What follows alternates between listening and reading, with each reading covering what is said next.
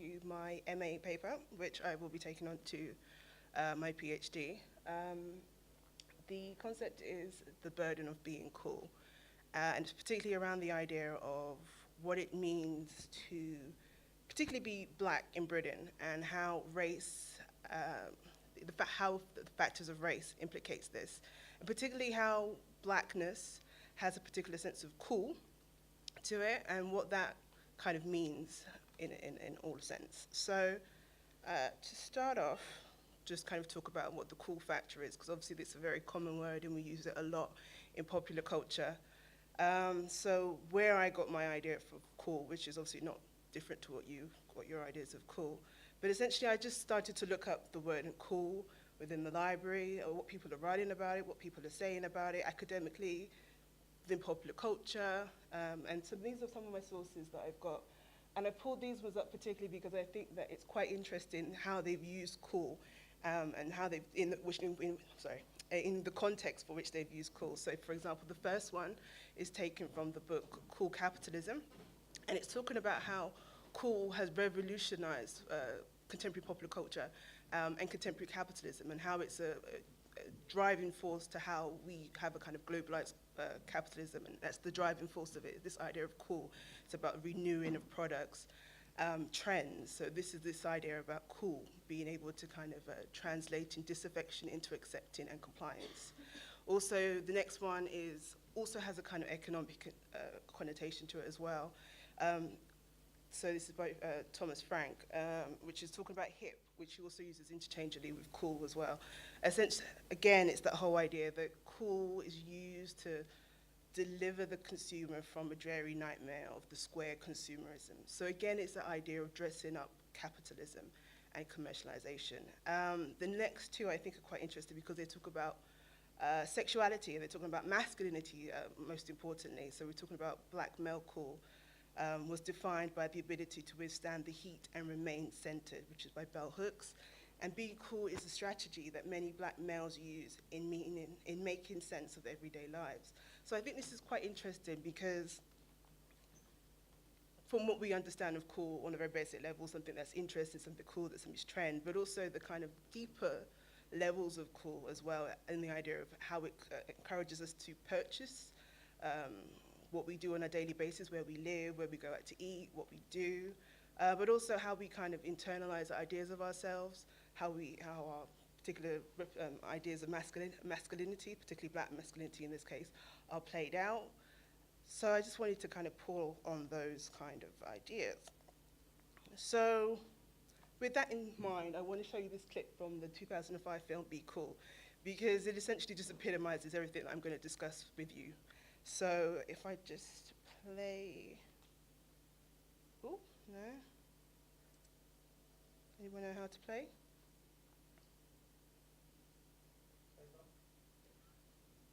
Ah, here we go.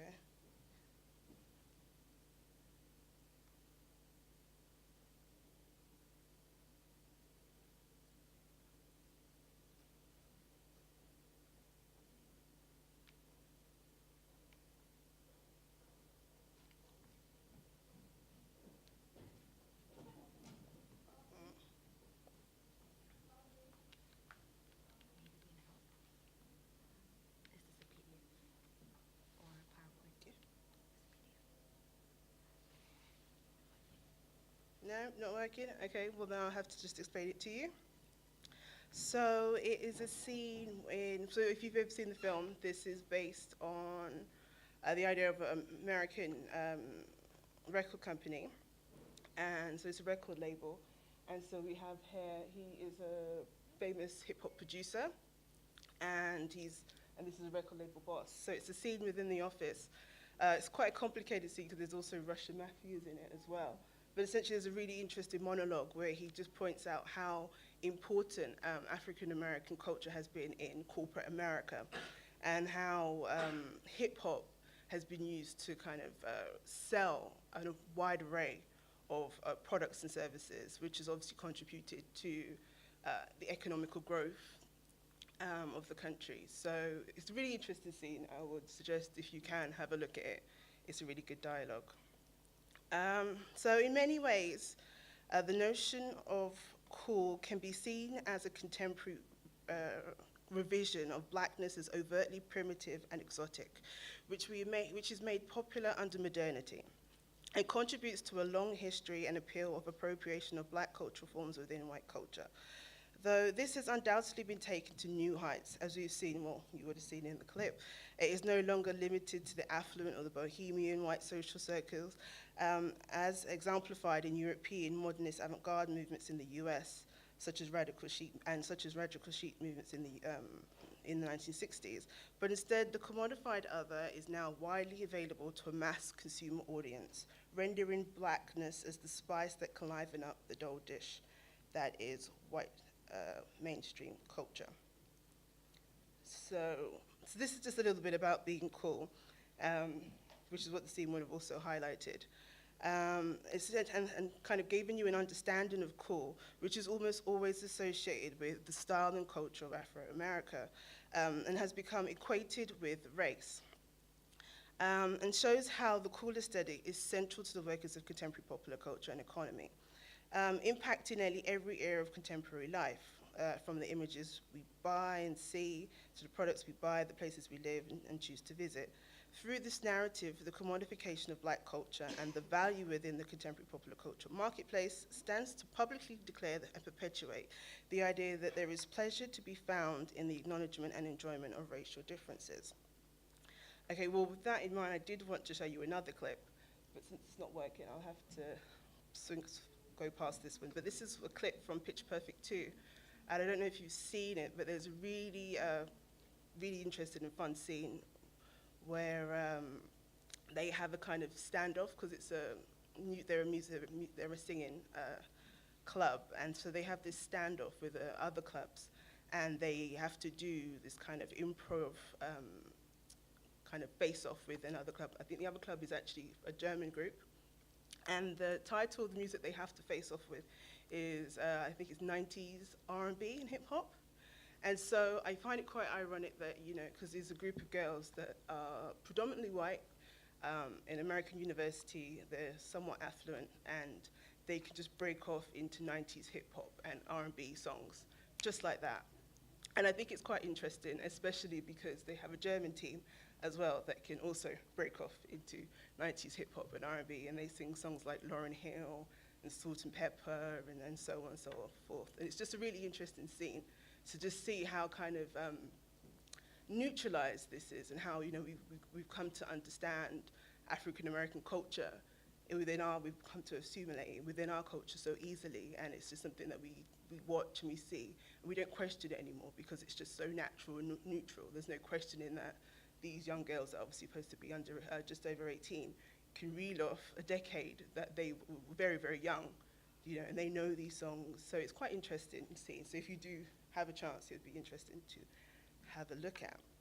So basically, how does this tie to the UK, which is where my interest is in? So how this kind of globalized popular culture, where such African American culture is so naturally assimilated within the culture, how does that impact the UK?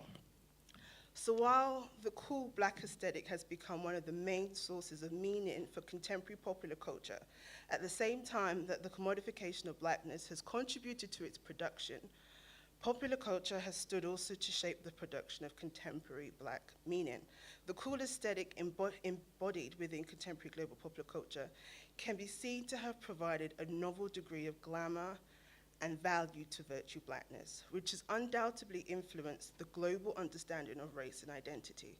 For example, the global spread of African American hip hop culture has stood to become one of the most influential contemporary cool aesthetics, and has been appropriated by black and non-black youths around the world.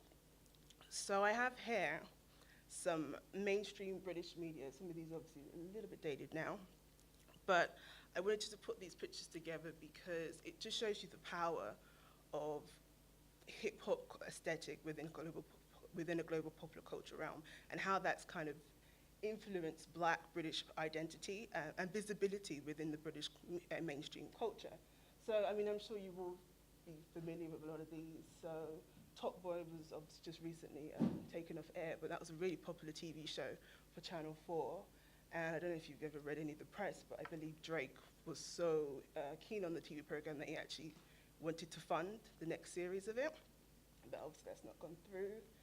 Kiddo and Adult films, which were lottery funded. SBTV, which was founded, I forgot his name right now, by a young schoolboy. Yes, there you go. So that's been really popular as well. He's now got, I believe, a record label as well, so it's something that's really, really grown since its start. And obviously, like Dizzy Rascal, who's obviously a very popular rapper. I'm actually very interested in Dizzy Rascal because in terms of his kind of mainstream appeal, I mean, you know, he's obviously came from East London. He's said to be one of the founders of grime music founders. And obviously, you know, in terms of his kind of urban appeal, he's actually become very mainstream. He's been awarded a doctorate. He was at the opening ceremony for the Olympics. And, you know, so he's a very, very big kind of national icon now. Also, Rewind magazine and some other films and things. So this is essentially just to show how kind of popular the hip-hop aesthetic has become and how Black British identity has been able to shape itself around using this aesthetic because it's popular, and so we can buy into something that is very similar. I was talking to someone earlier and I was saying that also British grime music has actually got quite a big following in Australia, and there's a lot of Australian grime artists that also imitate British grime. So it's a really big popular cultural industry. And it's also said to make a lot of money, you know, in terms of import and export for the UK market. So I think, you know, with this kind of understanding, I think it's quite interesting. You know, we have a lot of this being shown on present TV within our culture. But also, at the same time, these images obviously were very kind of limited, because obviously this is not the only idea of Black Britain that we have. But this is the one that's the most popular, and it's most popular because it kind of attaches itself to the global idea of what we see in hip-hop. So this is what we come to kind of understand about Black Britain. So with that, there are some issues with that. Obviously, there are positive outcomes to that because Black British youth are being able to find a voice, they're being able to have an outlet to speak, and they're becoming successful in that field. For example, I was just saying about Dizzy Rascal, who's been able to climb the kind of social ladder. He's been able to access, you know, money, and so, you know, this is also a very positive thing. But at the same rate, there is also a kind of negative, which I call the catch. So I just want to just quickly just make a quote, take a quote from Stuart Hall, which says, "It is partly because this culture is a culture of enforced glamour and sexuality that the erotic character of the Black body has taken such a powerful charge within it. So you have the contradiction of young Black people who hardly know how they're going to get into tomorrow, finding themselves at the center of the host culture as the objects of desire. Therefore, under the premise of cool, the Black body gains a racial advantage because of a form of cultural capitalism. This can be better grasped when you consider the role of cool as a contemporary form of status, which, like any other form of status, not everyone can be upper class and not everyone can have good taste, not everyone can be cool. Therefore, in commodifying Blackness, people will be willing to pay good money for a piece of it, just as they are willing to pay to access any other form of social status. So while there are many ways that this global interaction has had a positive effect on Black British cultural identity, the presence of Black culture within contemporary popular culture signifies both the pleasures and dangers of Blackness within our society. As its integration stands not only to satisfy white fantasies about the other, but also supports the criminalization of Black youths and a demoralization of Blacks in society through the use of racial stereotypes." So here I have just a little quick board of reality versus celebrity. And I'm sure you'll know a few faces from both sides, reality and celebrity. But what I kind of wanted to pull up to you is that obviously this idea of cool, which is obviously shown through the side of the celebrity, when imitated in reality can have a very different effect, a very different visual effect particularly. So some of these people on the reality side, you might actually know from newspapers. So we have Mark Duggan at the bottom, who was killed in 2011 by police, and obviously was the start of the riots in 2012. Sorry, I think it was 2011, the riots, just before the Olympics, yeah. We've got Michael Brown and Trayvon Martin as well. And obviously, as you know from the press this week, there's also been several other shootings in the US. But what I wanted to kind of pull up to you there is that they are imitating a level of cool that we actually celebrate on one side. These people, 50 Cent, Dizzy Rascal, Lil Wayne, are making a lot of money and are very successful in using this imagery to present an idea of blackness as cool, and we buy into it. But when we see everyday people using the same aesthetic, acting the same ways, it doesn't necessarily translate in the same way. And so, particularly with those that obviously, like Trayvon Martin and Mark Duggan, who have actually unfortunately lost their lives, these images are used to vilify them. These images are used to degrade their character and validate their deaths. Yet still we use this same imagery to celebrate them, celebrate our celebrities, and obviously pour money to them, go to their concerts, buy their products. So I just wanted to show you this kind of contradiction that we have, and also how powerfully negative and dangerous this aesthetic can also be. As much as obviously it can be very fortunate for those that are in the media and making money from it, it can also be very dangerous to the youth that are following this as an idea of their masculinity or their ideas of blackness or their ideas of cool. Just particularly doesn't even have to be on a racial connotation, but just these are what we consider cool, and they are imitating this. And we, as a society, don't have that sort of tolerance in reality. So while there are many ways, so here we come to understand that the workings of cool continue to perpetuate and maintain racial stereotypes, albeit on a more sophisticated level than in the past, and affirm how race has to be socially and politically constructed, and an elaborate ideological work is done to secure and maintain the different forms of racialization which have characterized capitalist development. Therefore, it is imperative that we understand that cool is not simply a successful advertising formula or a coveted aesthetic. It plays a detrimental role in the formation of our contemporary economic, social, and popular culture. Thank you very much. So I'll leave it there. Thank you.